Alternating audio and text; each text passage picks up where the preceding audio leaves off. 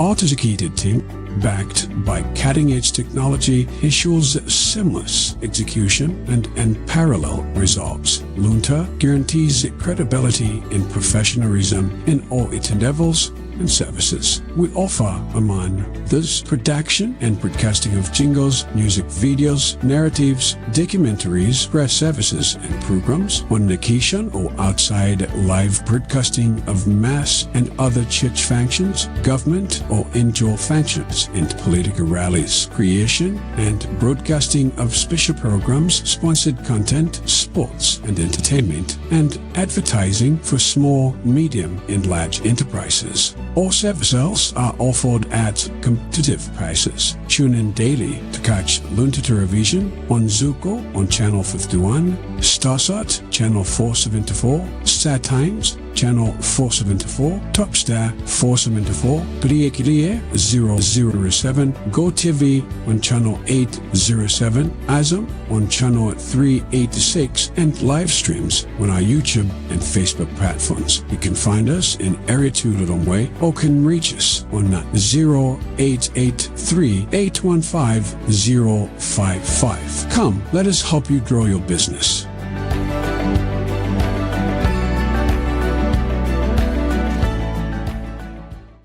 The key to growth and development for every nation in the world is a better plan. Not just any plan, but a well-implemented one. And of course, development partners. Who are Malawi's development partners and what are they doing? To know more, tune into Malawi's Development Partners, MDP, with me, Kathy Matura, on Luntha TV. Luntha Television, bringing wisdom into your home. A warm welcome, dear viewers, to yet another episode of Malawi's Development Partners program, a program where we bring in various development partners who are playing a crucial role in pushing Malawi's development agenda. Today, we are privileged to have a very special guest whom I'm going to give an opportunity to introduce himself. Your Excellency. Thank you very much, and thank you for having me. My name is Rune Skinnebach. I'm the EU ambassador here in Malawi. Amenewa ndioyimirira maiko akulaya akazembe, Rune Skinnebach. Chakulandirani. Thank you very much, Your Excellency. Could you start by just giving us a brief overview of what the EU is and what it does? So, the European Union is a union of 27 European countries. Okay. It all started out, and this interview is very timely because it all started. We had Europe Day on 9th of May, but it all started out with the Schuman Declaration back in 1950, where we were just coming out of the Second World War. Europe was destroyed, and we were determined to avoid more wars between brother countries or sister countries. In that context, the idea of launching the coal and steel union, which would control the energy and the steel, and thereby the arms production, was formed. And the coal and steel union developed into what we have today, the European Union, which is much more than control of coal and steel, but which is a union of countries that have shared policies, free movement of goods, people, services, capital. But the ideals are still the same. It is a union for democracy. It's a union for human rights. It's a union for peace and stability.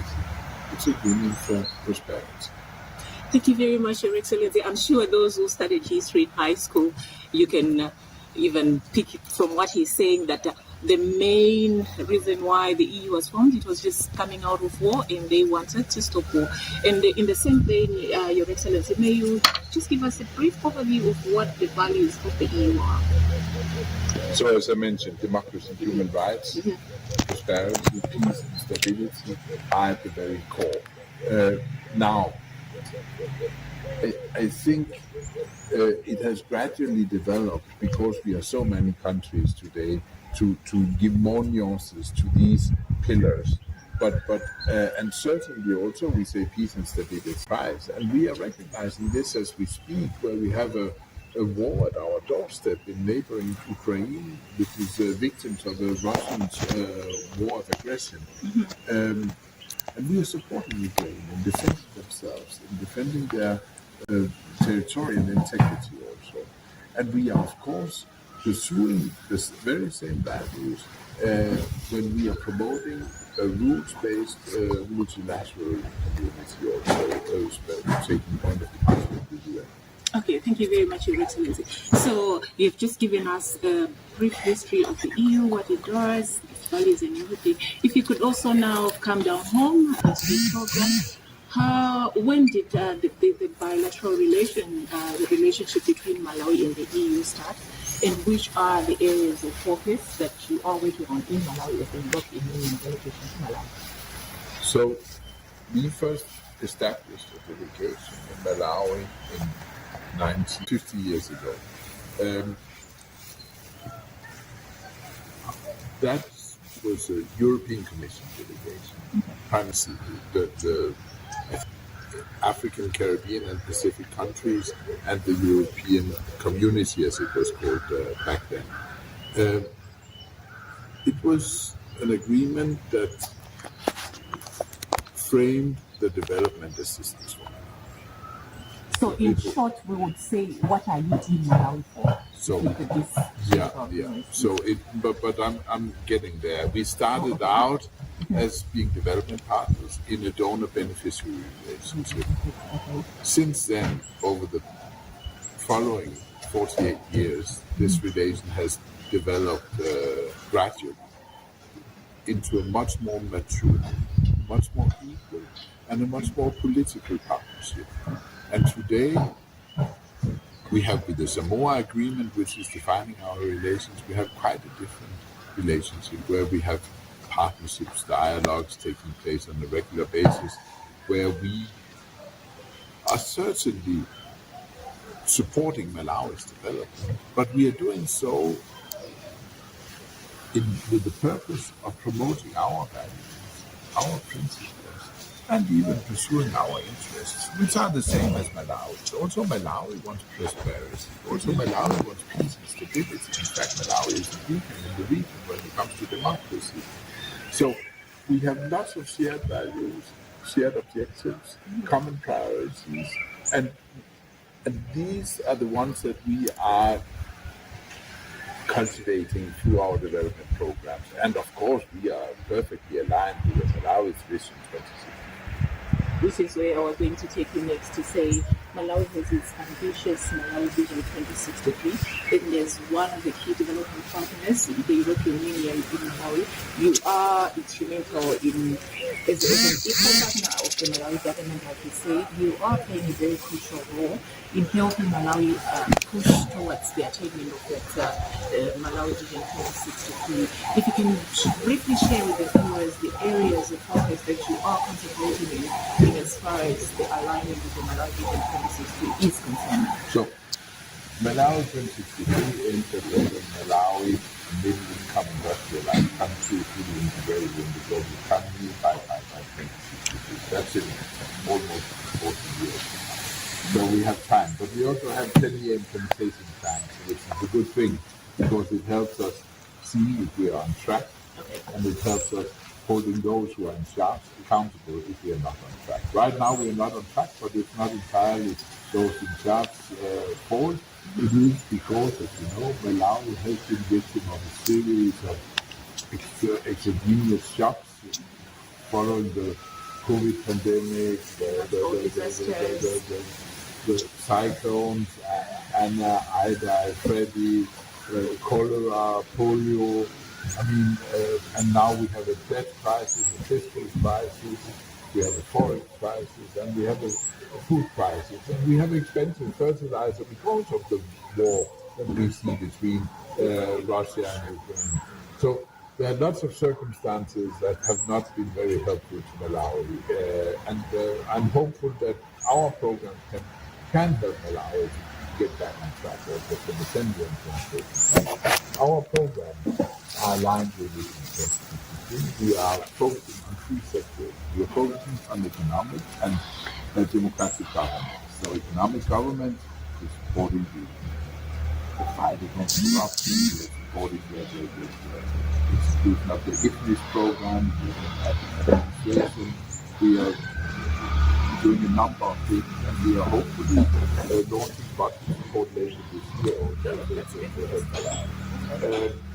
On democratic government, we have a series of programs also ensuring better female representation, supporting the electoral processes, supporting the issuing of new IDs that will form the basis for the registration exercise for the elections, etc., etc. And I hope we'll be invited to send a monitoring mission also for the 2025 elections. Okay. Our second sector of intervention is green, resilient transformation and growth. There we focus on energy infrastructures, and we are very keen to assist Malawi in building the energy infrastructures that are so badly needed, not only to avoid load shedding, but for all productive sectors to succeed, for the bigger farm projects to succeed also, and for the whole ATM strategy to be implemented. I think energy is at the core. And we are keen to support that through this green resilient transformation priority area of ours. The last, but not least important priority area is human development. We know there is free schooling, but if we don't have enough schools, and if only few makes it to secondary education, and even fewer to tertiary education, it's not good enough.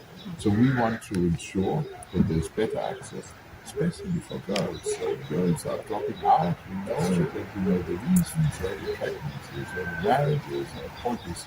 We try to address it under our human development.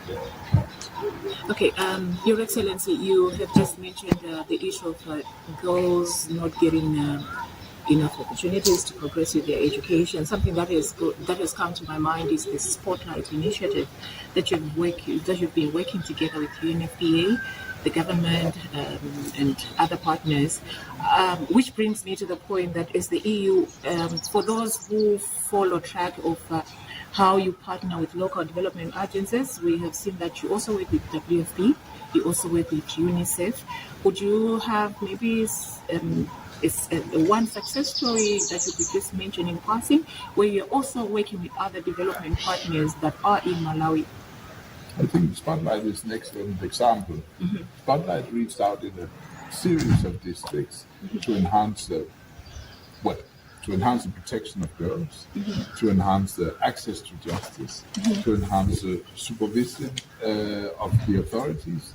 It was a success story also because it was exactly what you say. It was a collaboration between the EU, a series of UN agencies, of local government institutions, and of national institutions and ministries. So it was also a very expensive program, but it was very successful, and it has helped many girls in remote areas to have a better life, and it has helped forming also future generation of parents in a better way that will help in the long term protecting Malawian children. So I think it is a success story, but we have many good programs that are successes, even if those are less tangible. I think that we have to be careful because our social cash transfer programs, which are not uncontroversial, some people find it unjust that people receive money for not working. That's very true. But we also know that 30% of the population lives in food insecurity during the lean season. And if they don't know what to eat, for me, I come from Northern Europe where we have lots of social transfers to those who are not privileged. And for me, it's an absolute precondition for success that we have as many joining us in being creative, in being innovative, in being able to think beyond tomorrow if we want to succeed with 2063 and if we want to succeed in developing this country. So for me, also the social cash transfers, even if not sustainable, are very successful and are helping enormous amounts of people to Thank you very much. Dear viewers, you are watching Malawi's Development Partners program, and today we are privileged to have the European Union delegation to Malawi, Ambassador Rune Skinnebach. We take a short commercial break. We'll be right back. The key to growth and development for every nation in the world is a better plan. Not just any plan, but a well-implemented one, and of course, development partners. Who are Malawi's development partners and what are they doing? To know more, tune into Malawi's Development Partners MDP with me, Kathy Matura, on Luntha TV. Luntha Television, bringing wisdom into your home. Welcome back. In case you're just joining us, you are watching Malawi's Development Partners program, a program where we bring in various development partners who are crucial in the attainment of Malawi's development agenda. And today we are privileged to have a very special guest, the European Union in Malawi Ambassador Rune Skinnebach. Ambassador, sorry, I'll just start by throwing you in the deep end. If one is, for those who are visibility fanatics, they have been seeing you talking about Global Gateway. There was a launch in Kenya sometime last year. May you just share with our viewers what is Global Gateway all about in as far as the European Union is concerned as a development partner? So, in the European Union, in our development endeavors, we work as a Team Europe. Okay. This is how we are working. Global Gateway is what we are doing. Global Gateway is a new concept that was launched at the EU-Africa Summit back in 2022 with the view to mobilize more funds, but also different instruments to help developing third countries, but of which the amount was enormous. It was 300 billion euros. And at that time, it was decided that half of this amount, 150 billion euros, should go to the African continent, the continent most in need. It is not all new money, and it's not all EU money per se. It is money that it's a combination of grants that have already been attributed to countries. It is a combination. International development and finance institutions' contributions, and its private sector contributions. It is a concept which is conceived in a context where we have the Chinese Roads and Belts Initiative, which are quite visible throughout the world. But which should not stand unchallenged. So there's some competition amongst concepts, I would say. There's also competition now for funds, and we realize that the funds that we can provide for development, they don't suffice. We have wars in Russia and Ukraine, we have in Gaza and Israel, we have natural disasters all over the world. We need to think in new ways. We cannot simply ask for the European taxpayers to pay development in countries they don't know. We don't mobilize enough money to have real transformational effects fast enough. To do that, we mobilize private sector, we mobilize development banks, and we say, okay, but then with the grant money, let's make sure that we can at least render countries like Malawi an attractive investment destination. Because what we need here, especially in Malawi, where we have the forex, the fiscal, the debt crisis, to turn this spiral around, we need more foreign direct investment.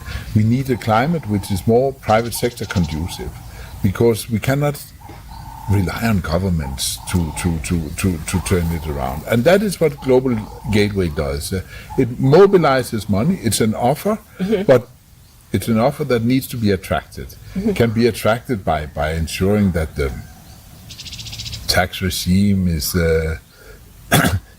favorable. It can be by making land leases, interesting for investors. It can be many aspects that should be done to attract this kind of investment. And what it does then is that it brings in money, but at the same time, it is money that is tied up on European values, which to a wide extent is shared by Malawians, by European principles, which to a wide extent is shared by Malawians, and European interest, which to a wide extent coincides with Malawian interests. Okay, so sorry to cut you short, Your Excellency. So how is it relevant to Malawi, and do you have specific projects in Malawi that fall under Global Gateway? Meaning, which are the So we have, I mentioned before that we look into energy infrastructures. We also look into infrastructures. I think we have the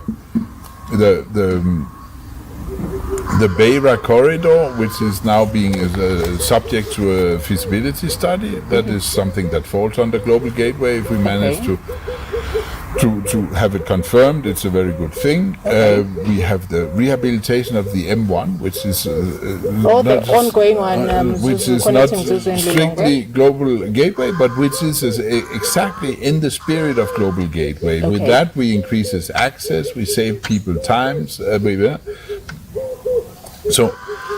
then we have the interconnector with Mozambique, which is under construction. We have another one which is subject to a feasibility study. So we are also helping on the energy networks to function. Those are all very concrete examples of outcomes of Global Gateway, which are projects which are co-financed with the international financing institutions beyond EU grants. That's well understood, sir. And moving on, as the European Union, we understand one of the key areas that you are very, very invested in is the issue of inclusiveness. Would you mind sharing with our viewers how you are working it out in Malawi and which projects you are involved in as far as inclusivity is concerned? So I think this is another example of shared values between Malawi and EU. Leave no one behind, we say in Malawi. This is inclusiveness. This is exactly what it's all about. We, in the EU, we focus particularly on women. This is 50% of the population, which traditionally have been underrepresented in many fields of life in Europe and certainly also in Malawi. Now, what we do is that we do gender mainstreaming of all our projects and programs, and we say, okay, 85% of our projects and programs needs to be targeting inclusiveness one way or the other. And 15% of our projects needs to be specifically geared towards inclusiveness. So we are very, very focused on this in our development endeavors. I'm just coming, in fact, out of a program under Bumalatu where we were trying to get more women and youth active in politics, ensure that they are involved both at local level but also at national level. You know, today we have 22%, I think, Malawian women in parliament. The aim is 40%. We should reach 50%, I think, because the point with inclusiveness is that if we're not inclusive, we don't harness the full potential. We don't harness the full potential of the youth. That's true. They need employment. They need guidance for entrepreneurship. We need to find ways of using all the energy of the youth in a positive way. Same thing with women. If we don't have female representatives in parliament, who can then speak for the female population? I know there are he for she campaigns and other, but we need to. It goes beyond. It's not just a moral obligation to be inclusive. It's not just a matter of principle. It's also a matter of optimizing.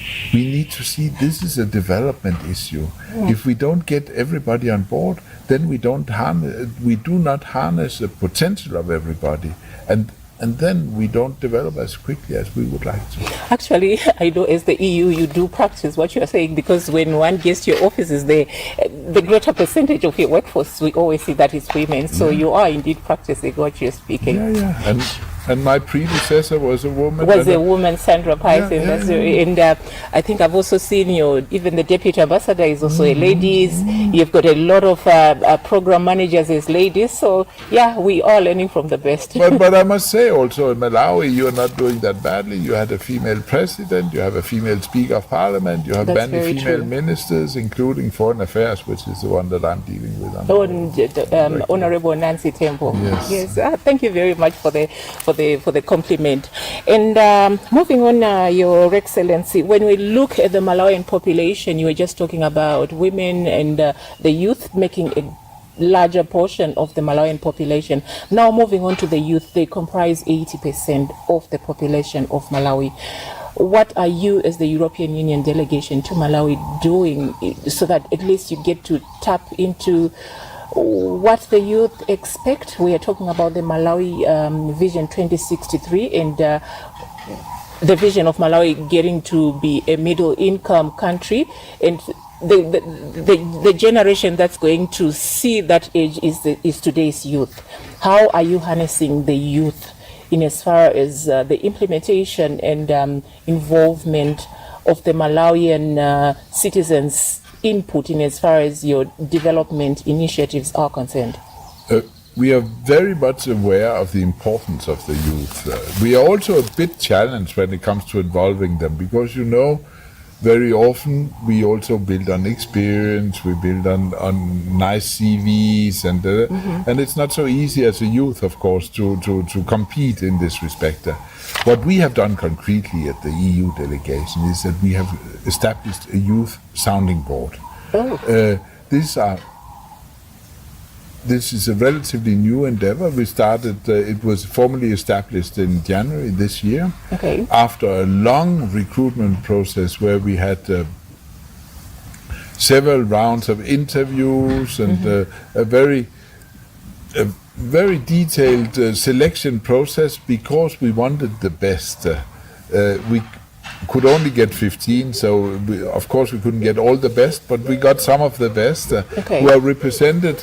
They come from different sectors, they come from different regions, they are different genders, and it's a sounding board that we try to involve in our reflections. So when we do programming, have programming discussions, when we go on missions, when we celebrate Europe Day next week, we will involve the youth sounding board to say, okay, do we reflect the interest of the youth in how we are thinking? Do we represent the youth well in the way we are doing? Do we involve, how can we reach the youth in a better way? It's not old men like me and my Facebook account that is going to make a difference. There are much smarter ways of doing things out there. And in these efforts, we are assisted by this youth sounding board, which has been selected and established for a 2-year period, and then will be released by other youth. So this is a very tangible effort that we are doing.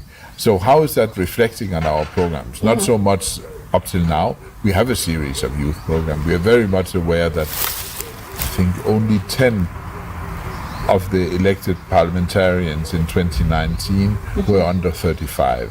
That says something when you look at the youth electorate, because it's a big population of a big share of the population who has been voting, of course, and it's significant that they don't even vote for the youth. They also vote for the elderly, experienced, respectful elderly, which is good, but not very inclusive. So we try also to help the youth. We try with scholarships, we try to push educational efforts, we try to involve youth in a number of our road projects also. And on the same note of the youth, I follow your social media handles, especially the Facebook page.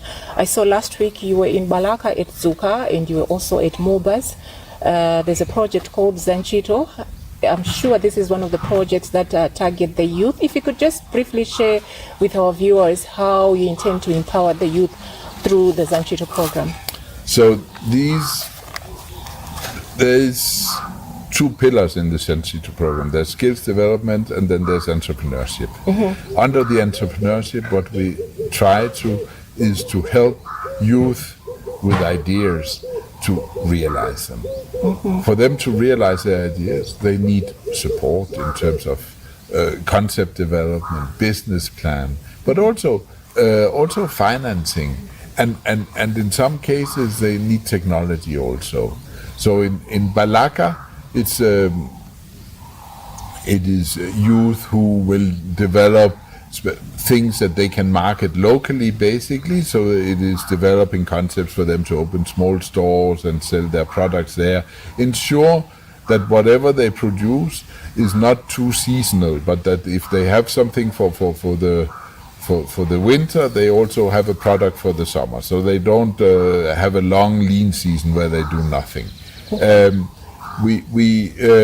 MUBAS is a higher level of technology. We have, together with the UNDP, arranged for very fancy machinery coming in, allowing for all kinds of technological initiatives, software for developing applications, machinery for doing 3D printing and others. So it's a bit more advanced and yet to take off. So we don't know exactly where it will go.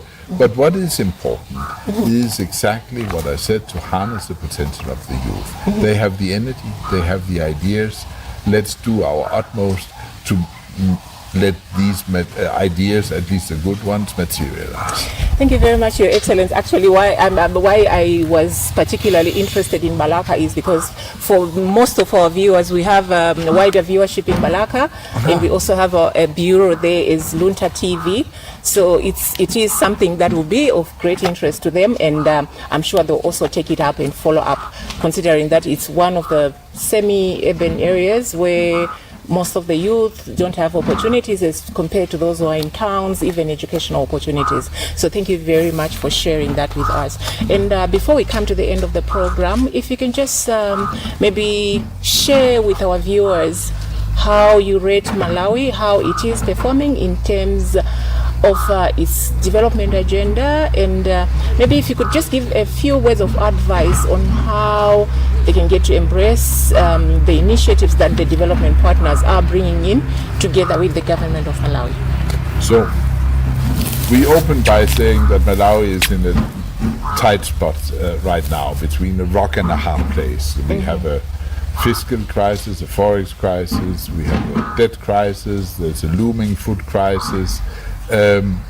We have had a series of exogenous shocks, and that is difficult to handle. Last year, the extended credit facility of the IMF was offered to Malawi. That is very good, not because it's such a huge amount in itself, but it caters for a certain macroeconomic stability, which is absolutely crucial. It also paved the way for budgetary support from the World Bank and from the EU, which is important.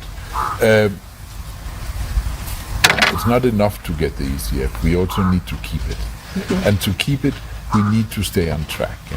Many Malawians have paid the price with the first devaluation last year of 44%, which increased the hardship of the population, which was already under pressure.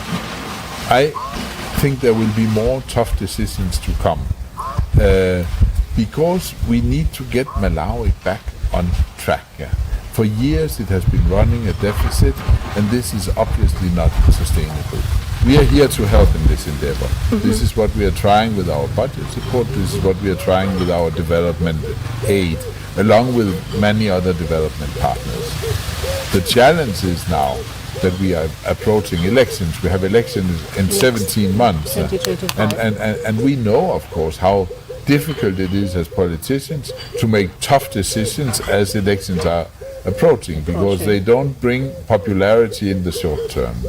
My take is that there is still a good potential for leaving a strong legacy for the sitting government by adjusting the legislative framework in order to make Malawi more attractive for foreign direct investment, in order to make the environment more conducive for private sector operators also, because those are the players we need now in Malawi to turn the development around and to end this vicious spiral and overcome all the challenges that we have been facing for reasons which often were beyond the control of Malawi. The COVID, the cholera, the polio, El Nino now, the state of disaster in 23 districts.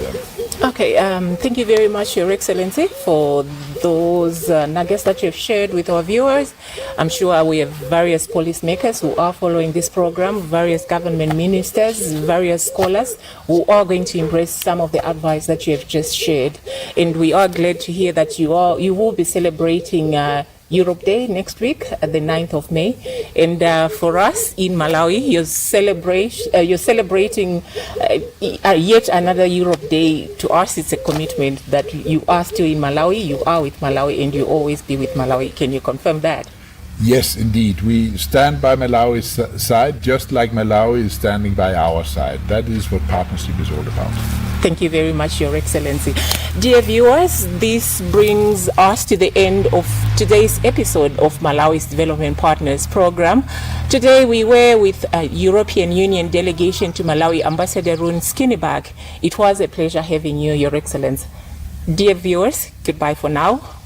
Have a great day. Thank you very much. The key to growth and development for every nation in the world is a better plan. Not just any plan, but a well-implemented one. And of course, development partners.